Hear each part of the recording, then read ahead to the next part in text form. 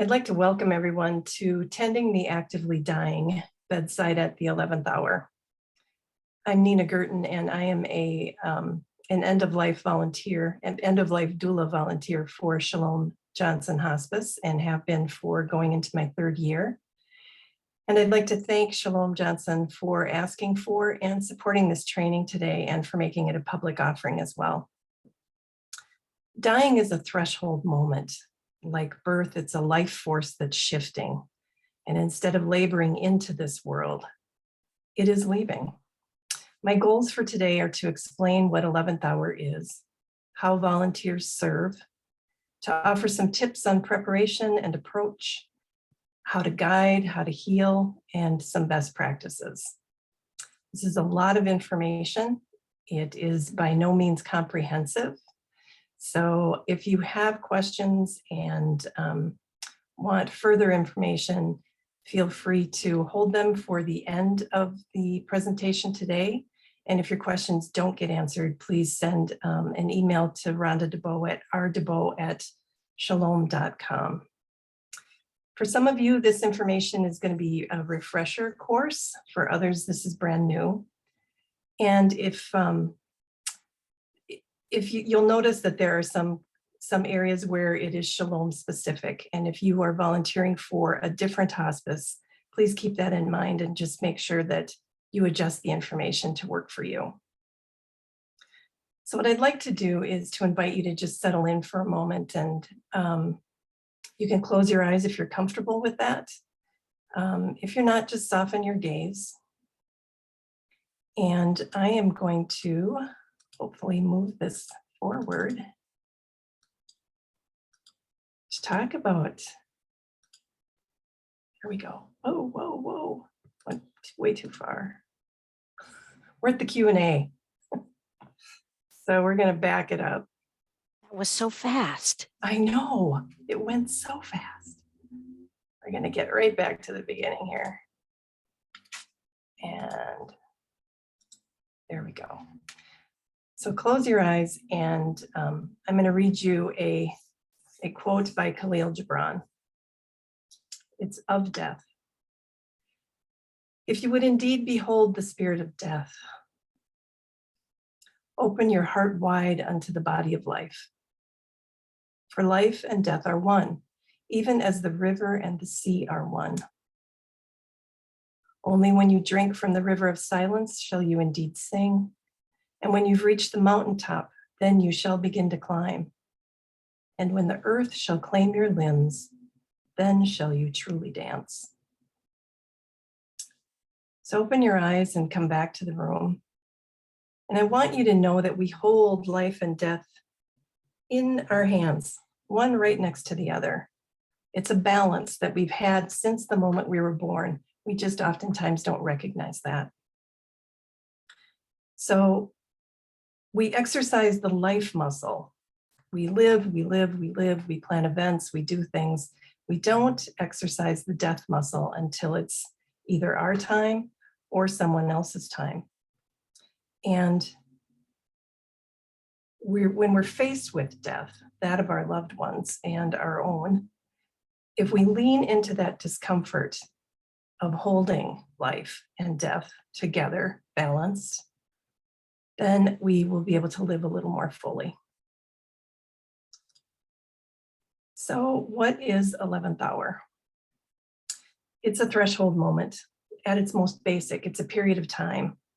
It's an opportunity to be intentional, to bring our gifts to those who are preparing to leave, and to be of comfort to them and their people. There's no do-over. As such, it's also a sacred time, and we're invited to approach that threshold with wonder and with awe, and with curiosity. And if we do that, if we approach it with curiosity, the fear comes out, and we are instead approaching it with wonder and awe. It is also the active dying phase of living. It can last a few days to a few hours, and it is actually defined, the vigiling of the 11th hour is defined as the last 24 to 48 hours of life. 11th hour is also a period of service. So we come to the bedside to honor the dying person by doing what we can to comfort, to calm. It's a time when the presence of an 11th hour volunteer is both helpful and important to the patient, the caregivers, and also the staff. 11th hour volunteers have been specifically trained through Shalom Hospice, their program, and they volunteer alongside hospice staff, end-of-life doula volunteers, and caregivers. 11th hour volunteers are intentional in their service. Their presence can lessen anxiety and bring calm, bring comfort to the patient and the caregivers. Most importantly, they can offer a much needed break to caregivers, allowing them time to tend to their own needs, even if for a short while. End-of-life doula volunteers have been specially trained outside of hospice to offer practical, spiritual, and emotional assistance at end of life. Their work is patient-centric. That means that the patient's needs are top priority, and they focus on meeting the patient wherever the patient is at. From there, end-of-life doulas assist the patient's family or their caregivers or their close friends as needed. Doulas have been trained to listen deeply, to hold space, and part of their work is to help lessen anxiety and fear around death by educating on the physical signs of dying and how to care for the actively dying during the 11th hour. Doulas have also been trained to bring calm and invite a leaning into death. For patients, it can be an inviting of relaxing into death, into that process, guided meditation or coaching. For the caregivers, it can be helping them to focus on what's in front of them and to show them how to bring comfort. At Shalom Hospice, doulas work as a team and side by side with 11th hour volunteers, hospice staff, and caregivers.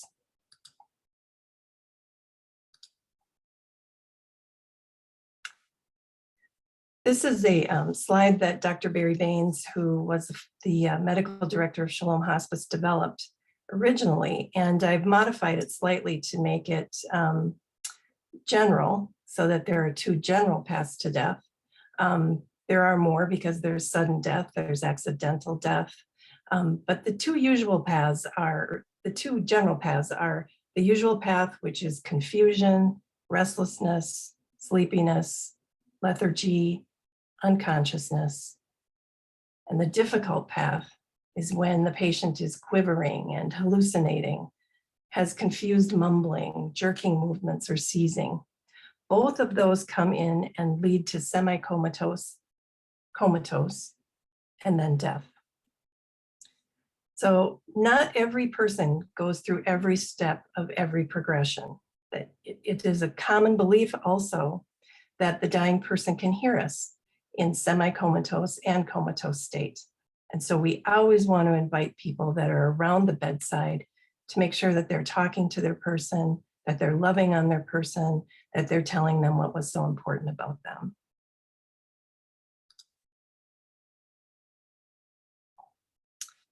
So 11th hour volunteers are invited to put together a toolbox for use when called upon to vigil. Remember, it's important that we as volunteers during this time are comfortable so that we can be completely present to the patient and their needs. So if you're going to do this work, I would suggest that you develop a bag, put a bag together and set it aside for with what you need so that you can just grab it and go. Books that invite presence are wonderful. For bedside ambiance, play meditative music through your smartphone. If the patient has a music source or CDs or tapes, search for something calming and play that. Lotions to gently soften the face, the hands, and the feet. Please make sure you use hyperallergenic and either unscented or softly scented lotions. For those of you who are end-of-life doulas, I invite you to invest in both the electric thermometer and an oximeter at a minimum. Both are great tools that you can use to gauge plateaus and declines. A stethoscope can also be used to invite caregivers and family members to listen to the heartbeat of their loved one. This practice can create a magical moment for those who are present, and it's a gentle reminder of the sacred.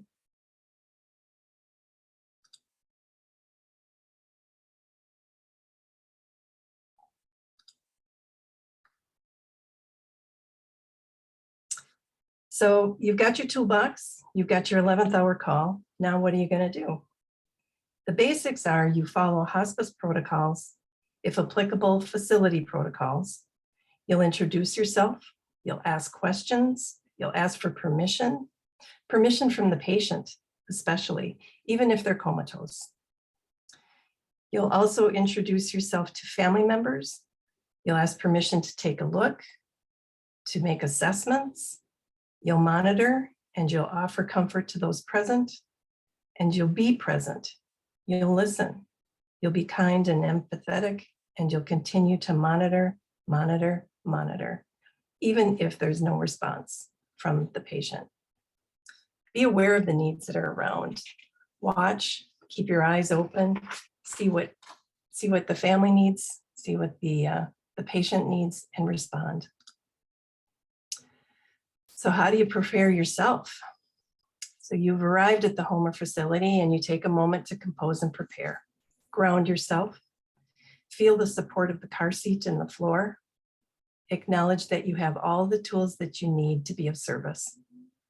Take a deep breath, make your way in, follow protocol, check in as needed, find out if there's someone with the patient, and get an update on what's happening if you can.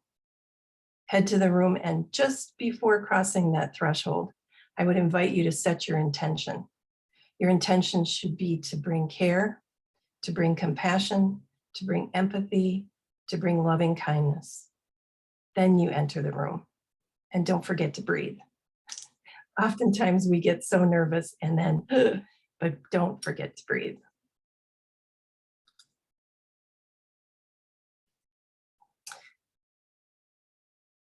So for 11th hour volunteers, make sure that you take a moment to orient yourself to the room and assess what you see. Then you want to introduce yourself, focus on the patient, ask if they need anything. If they're unresponsive, let them know that you'd like to sit down and spend some time with them, just like a regular doula visit or a regular friendly visitor visit. Ask permission to touch, whether it's holding their hand or touching their arm. And if you're going to hold their hand, their arm, or their foot, remember to do so from underneath. This minimizes tethering, and it allows the patient on this side of the veil to have freedom of movement to go to the other side of the veil. If lips and tongue are dry, use a wet mouth sponge.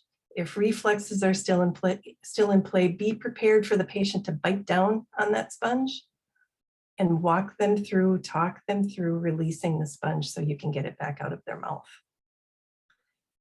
Also use lip balm after moistening to keep their lips from cracking or to relieve cracking. And if caregivers or family are present, ask them what they loved most about their person. This is a time where you can invite them to recall a memory, a story, and remind them too that the patient can still hear, even if they're unresponsive. And to hear what's shared is good for the patient, it's good for those attending, and it gives the 11th hour volunteer a deeper insight into that person who's in front of them.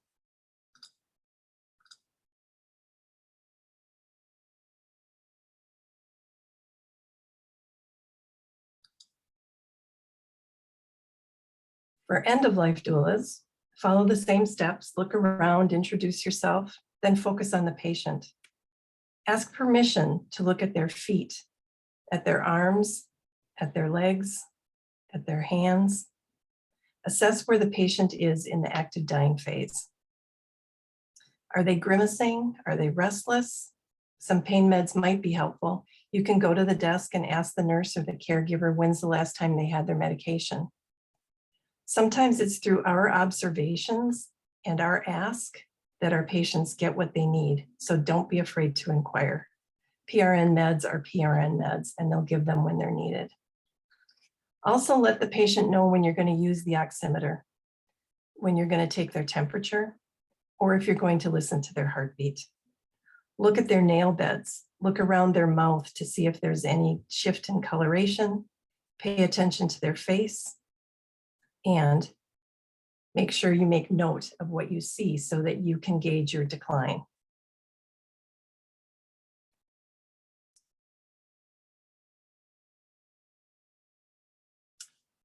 So let's see. I think I've gone a little too far. Oh, I got to exit this for a second and go back. I'm sorry.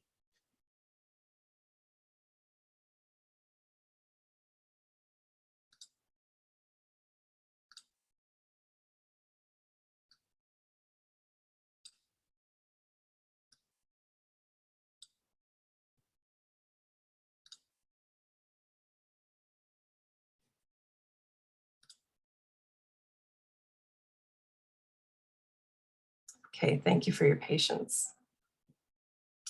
So you've assessed, you've got your baseline, and you can focus on the physical needs. So trust your instincts. That is one of the most important things that I can tell you, is to trust your instincts. How best can you comfort? Is it by straightening a pillow? Is it by asking staff to reposition? Or is it by sitting quietly and holding hand in space?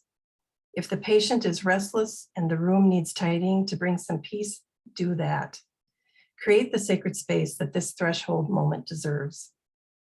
After tending to the patient, and if caregivers are present, what do they need? Do they need permission to take a break? Do they need an invitation to lean into what they're seeing? Do they need an invitation to say goodbye? Test the water by asking questions. That will help them to reflect and move into deeper emotional space. There may be some unfinished business that needs tending. Invite them to release their loved one into their bliss by giving them permission to die. Listen, strategize. If there's a full house, and by a full house, I mean a large family that's in the room,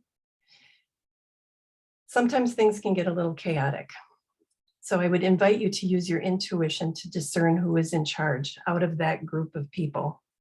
Ask that person to help you to get things under control and to help bring peace and calm into the room. Sometimes there's quarreling between siblings. Invite the one with the most emotion out of the room and take time to listen to their story. Do your best to diffuse anger, assuage grief. Working with dysfunction is a challenge and you may need help. So don't be afraid to ask staff for help if you need things and if things are out of control. Try to remind everyone that this is a sacred moment, not a time for arguments and fighting. Work hard to withhold judgment. Family history is family history. Our job is to create and hold space, doing our best to ensure that our patient has a peaceful death. So really take if it's a large family, take stock of what's in that room and then use your intuition to make and strategize your next steps. It's incredibly important.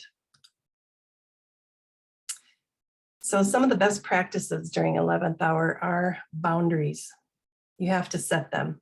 If you find that every 11th hour you come home and you cry, you're distressed, you're in grief, then you need to do some trigger work and some boundary work, both of which are an invitation for growth. It's not a failure, it's an invitation for growth.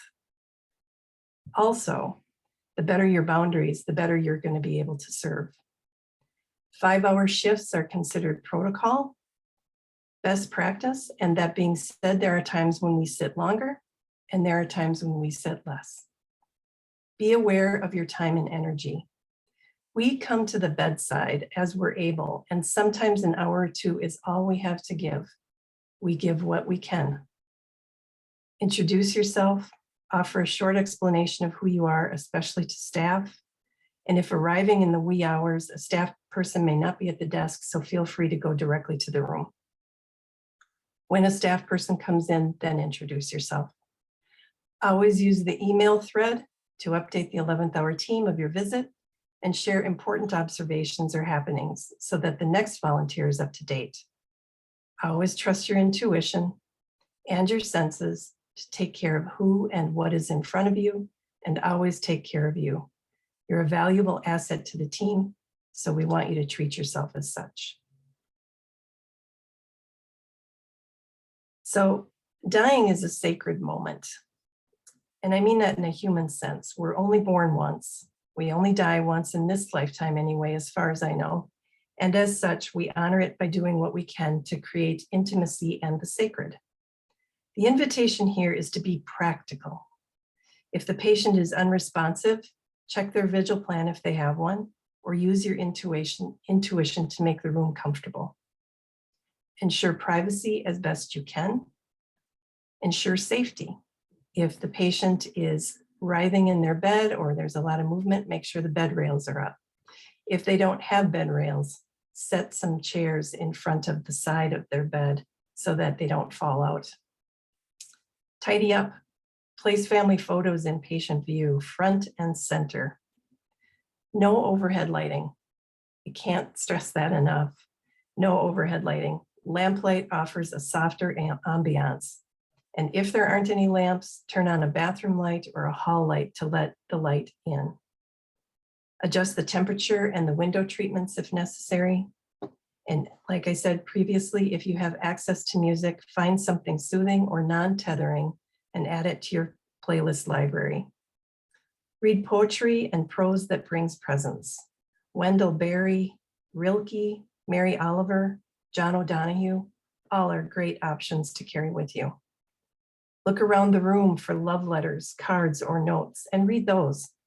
Fall into trust that the words are being heard.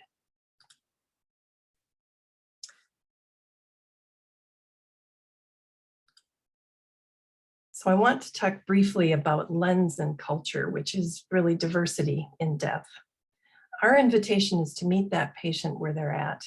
So do your best to get an understanding of who your patient is before you walk into that room. What is their culture? Are they part of a faith community? Are they gender diverse? Leave your biases at the door and understand that different cultures also have different rules around touch, body modesty, and more. And by honoring and respecting those rules, we are honoring and respecting our patients. Asking questions respectfully is good practice. Clarify, clarify, clarify. Death and dying are scary for most people, and when the dying person is someone they love, their death is going to rock their world. So we can help assuage the fear, and we do this by answering questions honestly, by inviting that curiosity, by building trust one step at a time. If you don't know the answer to a question, say so, and then see if you can get the answer.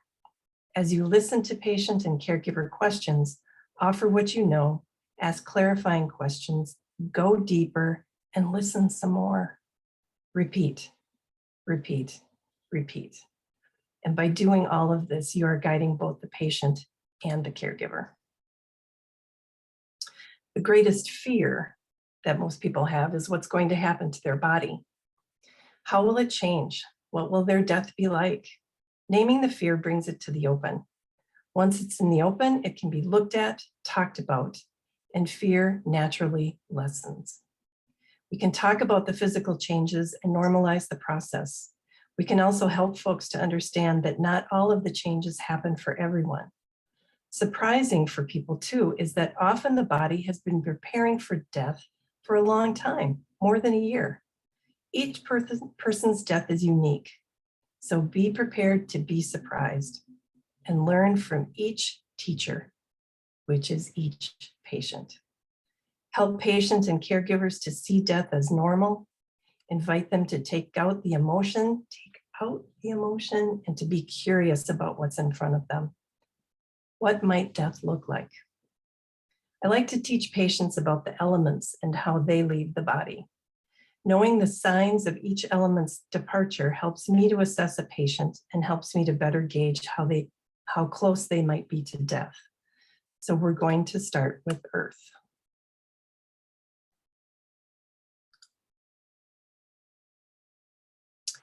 So earth leaving the body can begin up to 12 months before death.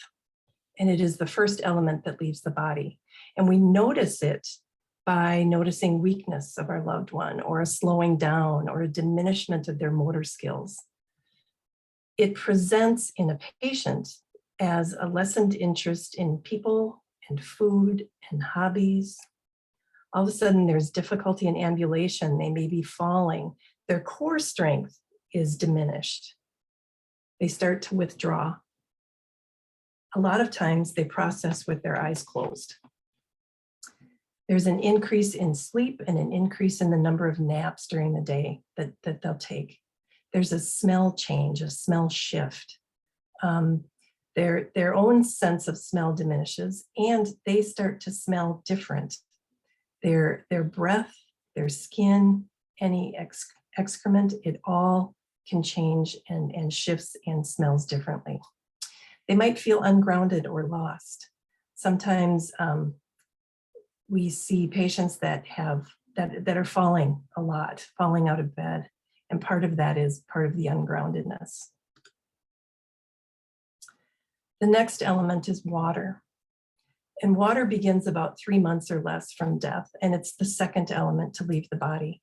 We see the signs of that with diminished taste, diminished hearing, and some cognitive diminishment of understanding. So you may see people having to explain something more than once with their person. And it can be frustrating to start seeing these changes, and it's a little scary. However, if people know and they understand that this is just a natural progression toward death, they can lessen their fear and they can become more curious. What am I seeing now? And the more eyes that are on their patient, the better it is. So our eyes, the eyes of staff, the eyes of the other volunteers, all very helpful. When water leaves the body, it's a dehydration, right? It's leaving the body. So the tongue begins to feel dry and it's rough. The chewing becomes more difficult. Swallowing is hard because the person doesn't have as much saliva. There can be a loss of body fluid control.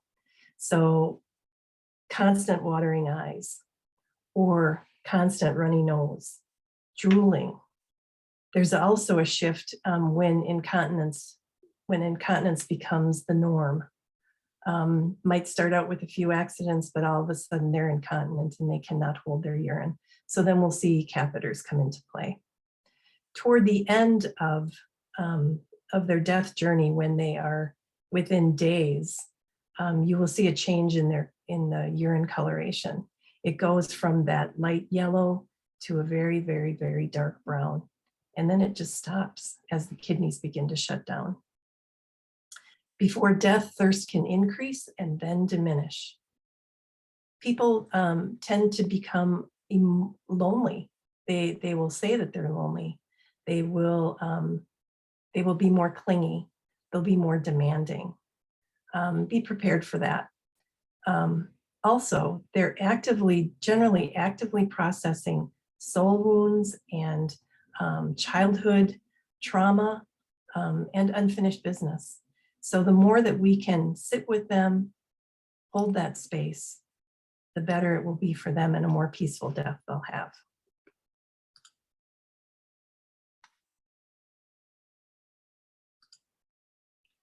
Oop.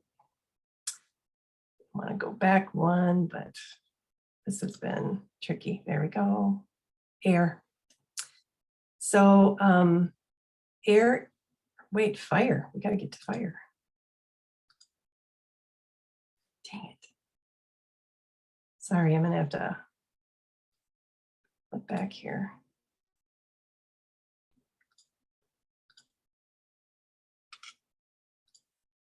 So fire is the third element that leaves the body. And fire can begin 1 to 2 weeks before death. You will notice it through disorientation, terminal agitation, loss of focus, and temperature shifts. The temperature fluctuates, the skin fluctuates. The skin can at one moment be flushed and clammy. The next moment it can be dry and hot. And there can be bluing around the mouth, and also yellowing, depending on what their disease trajectory is. They will have cracked lips, a dry mouth and nose, nasal bleeds, and as I said, that terminal agitation. We want to make sure when we're tending people in this phase that we are really paying attention to their lips by making sure that we're balming their lips, that we are using Vaseline in their nose because that gets so dry and it hurts. People at this point on their journey, they may say, I think I'm dying, or they may ask, am I dying? And you can answer them truthfully. Yes, yes, you are. You're in the process. You are actively dying. They also may become more emotionally distant. So there will be a lot more sleep. There will be a lot more where they're not the bright person that you've known or that their family has known. Also, what I find always really interesting is the vision changes. And part of that is the thinning of the veil. And when there is the thinning of the veil, there's a near-death awareness, and people all of a sudden are seeing things that they hadn't seen before. They're seeing people in the room. They're seeing loved ones. They're wondering if you can see them, and you can be honest and say, I'm sorry, I can't. But it's normal. And it's really important to normalize that because it can be a little bit scary, especially for caregivers and family. And sometimes it can be scary for the patient. And so you want to normalize that.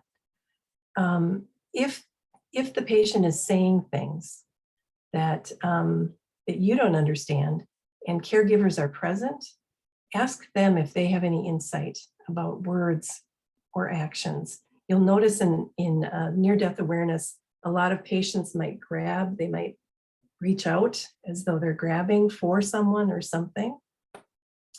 They will often say they want to go home. They will work very hard to get out of bed. They will talk about wanting to get out of bed. And so really safety too at this point of the game is really crucial and important.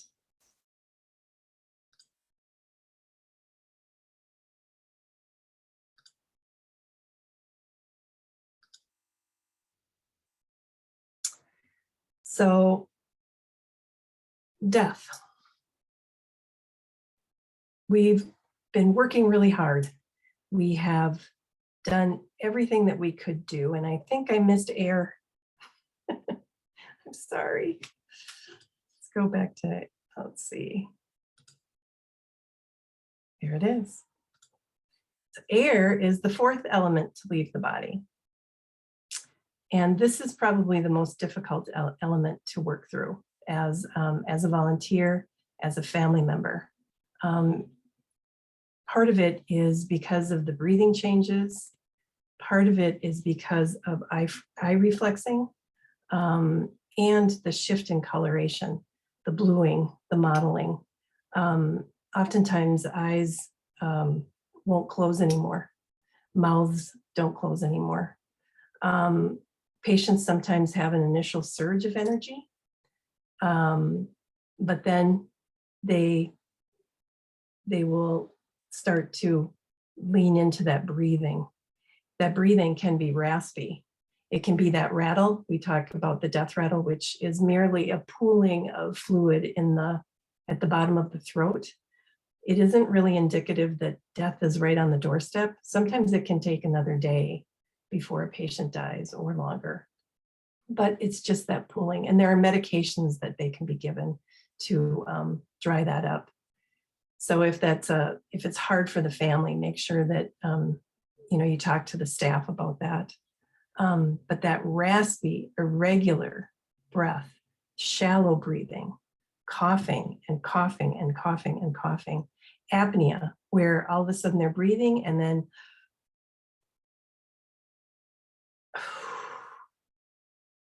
and it's really an extended apnea where they can hold their breath for a moment and then come back.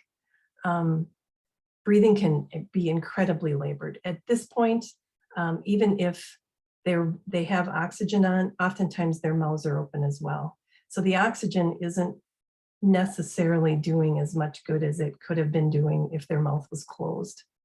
Sometimes if patients are uncomfortable, nursing staff might advise that we can take oxygen off at this, not we, but that the family can say that oxygen can come off at that time because it's not really doing anything. Restlessness can increase as the oxygen decreases. Temperature begins to decline. So that thermometer that I talked about in your toolkit, very helpful to know what the temperature of the patient is. And if we test it here, it goes from, if they might be at, in the fire stage, they might be high 90s, over 100. As they come down and the oxygen decreases, there's a strong chance that their temperature is going to come down, and you'll have temperatures in the low 90s to the 80s. Oxygen numbers, that's what the oximeter is for. At some point, you won't be able to get a number with the oximeter, and then you know death is fairly close. Eyes can be open, but they're not focused, and it's almost as though the patient is looking through us. They're not looking at us, they're looking through us. They're looking somewhere else. And it can be unnerving for family. And so let family know that that is a normal part of this whole process. Extremities can begin to feel cold. Feet feel cold, hands feel cold. Hands, feet, back, and undersides can become mottled. So we are always looking for that. We are educating families to look for that as well. Nail beds become blue. The mouth, around the mouth, it becomes blue. And facial changes occur. So the face can become grayish. It's very waxy looking oftentimes and sunken. And this is just to the point where the patient can become comatose or unresponsive. Let's see if we can make this work. So now we come to death.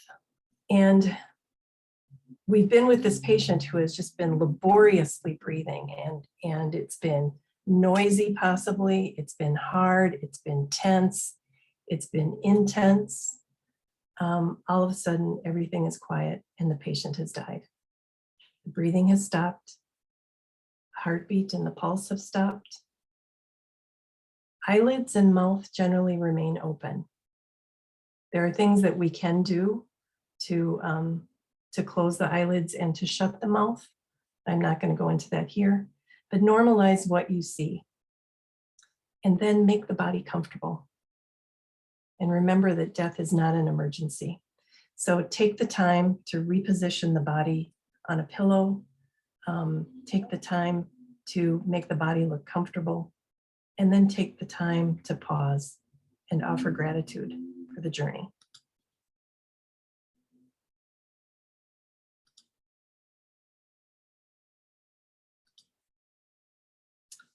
So the next steps are to call Shalom and make sure that someone, if you're with Shalom, if you're not with Shalom, then you would call whomever your hospice is. You would inform staff. You would have staff come in. They would then call. It's called calling the death.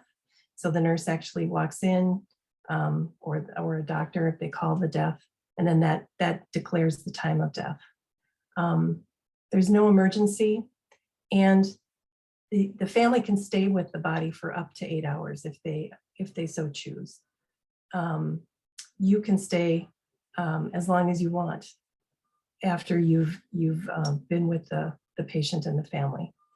If you have permission to wash the body, this would be a time to wash the body and to dress the body for pickup by the funeral director. And it's also a beautiful place to invite healing. So in that healing time, if you invite family and caregivers to help, there's something about putting your hands physically on a dead body. And it reinforces that this is the shell of the person that was. And it helps to begin the healing. More times than not, I've worked with families that there will be 1 or 2 people that say yes to washing the body and others that don't want to. And they always say when they get done how grateful they are that they were able to do that because it helped them to start to process the death. So in closing, I would invite you to be aware of how the work affects you. This is hard work. It's not easy. Find someone who understands the work as well. So if you're a 11th hour volunteer, make friends with another 11th hour volunteer or with an end-of-life doula, and have conversations, because the work will affect you. And so the more that you process that, the better off you'll be. Always practice good self-care. Part of that is making sure that you have the things in your toolbox that you need. And it's also when you get home, take an Epsom salts bath, or make sure you take a shower. Don't save your clothes for the next day. Throw the clothes down the chute. You have been in this sacred moment. It's good self-care to let it go. Practice self-compassion. We are not perfect. We may do something that momentarily might hurt a caregiver or a family member. What we want to do is forgive ourselves for that. We're not perfect. Let's see, clear your emotional biofield. Use sage. You can use crystals if that works for you. Or like I said, shower, just to make sure, and actually imagine everything going down the drain that you don't need. If you're a ritualist, develop rituals that are going to bring closure that will help you to heal. You can also develop rituals that will help the families to heal. So at that time, at the bedside, you can do a ritual with family that invites forgiveness, that invites healing, that invites them to say everything that they wanted to say to their person, but maybe didn't have the guts to do, or until they were dead, or to ask for the forgiveness that they need. And really, all this is practice. We practice and we practice and we practice. And I am no more an expert than any of the rest of you. It's just that maybe I've had a little more experience. And I will continue to practice and continue to learn from those patients that I work with, because they are our best teachers. So I'm going to stop sharing and see if there are any questions. Okay, so Joe in the chat mentioned that for Jewish patients, there is a group that will wash and dress the body in a ritual way to prepare them for burial. And she has done Joe has done a lovely presentation to the group previously. So we thank her for that. That is, yeah, definitely. And I would invite you to unmute yourself if you have a question at this point. Happy to answer what I can.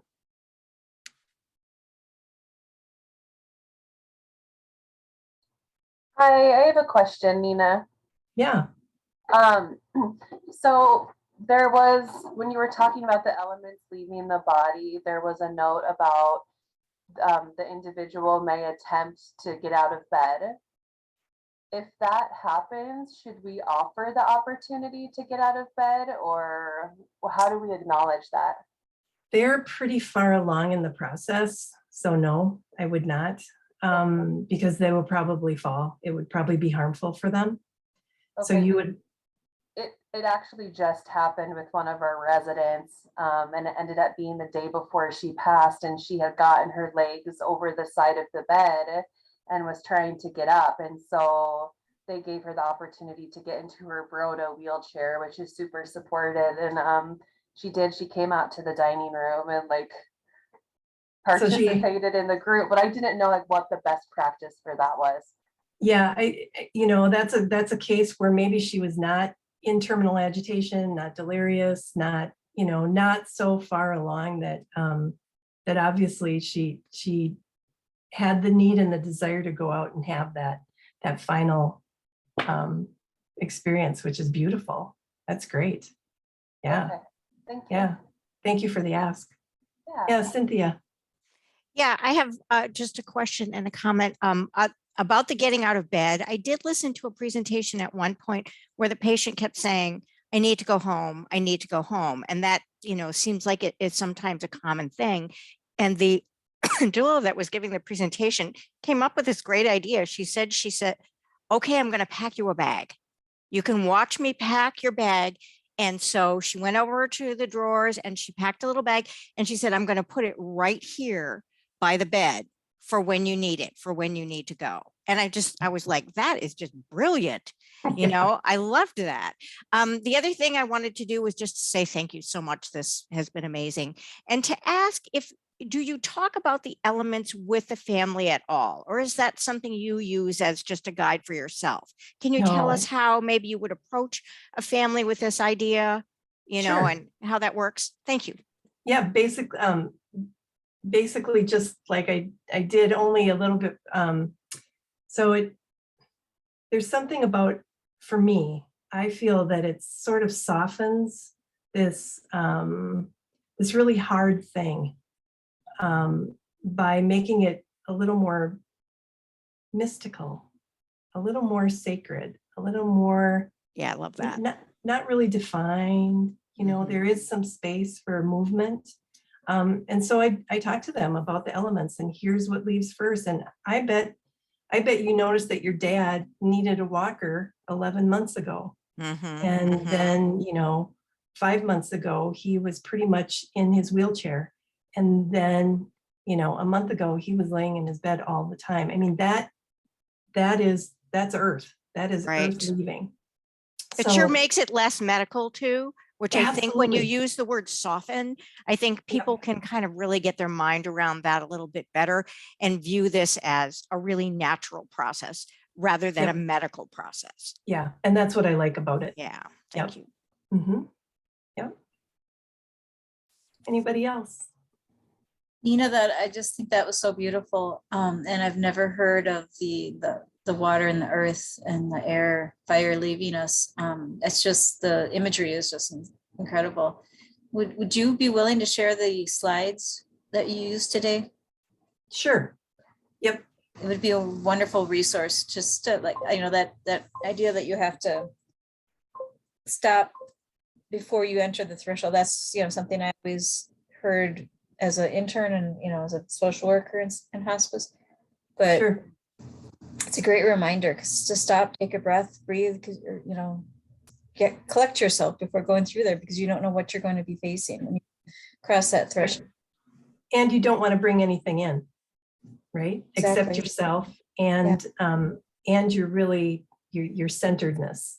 That's the thing. I mean, you can leave the chaos of home, all of a sudden you're in the car, traffic has been just horrible, and now you're home, or you're at the facility, and man, you need a moment, right? Yep. Then you try and get in the elevator, and there's people and things are happening. It's kind of crazy, and all of a sudden you're on the second floor and it's time to get off, and you need a moment. And really, self-awareness is probably the greatest tool that we have. We can feel our tension in our body. We can sense, and if we pay attention, so that self-awareness is really imperative. And the invitation is always to check in. Where am I feeling tension? Why am I feeling tension? Okay, that elevator ride was something. Let me just leave that here at the door. And then don't forget to breathe. Don't forget to breathe. Even that large breath to bring some space into your chest, and it just gives us freedom to walk into that room a different person than the one that came up the elevator.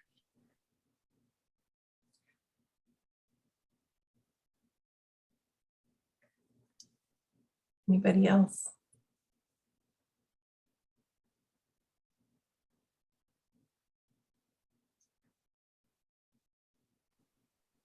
Is CEU for this?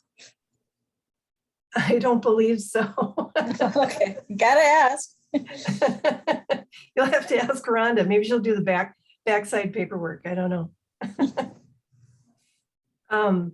Thank you for coming, for caring, for the work that you're doing, for being present. If you have questions, you can feel free to send them to Rhonda at rdebo@shalom.com.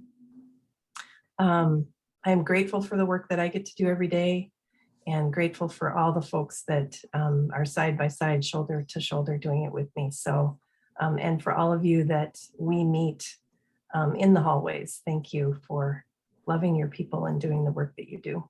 So, Thank you, great. Nina. Thank you so much, Nina. That was really Welcome. great. Thank you, everyone, see for you again. attending today. Thank you. Thank Okay. you. Have a beautiful Bye, afternoon. everyone. Bye-bye, everyone.